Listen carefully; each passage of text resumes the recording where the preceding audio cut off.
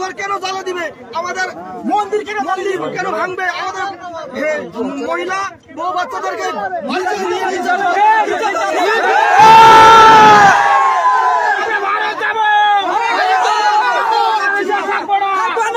ভারতে যাব।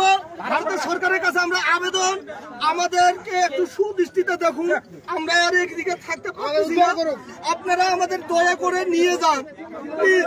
সকলের কাছে এটাই অনুরোধ করছি, সব হিন্দুরা একত্রিত হয়ে ভাইয়েরা আপনারা চলে আসুন, না হলে এখানে বাংলাদেশে থাকলে মান সম্মান আর কিচ্ছু থাকবে না।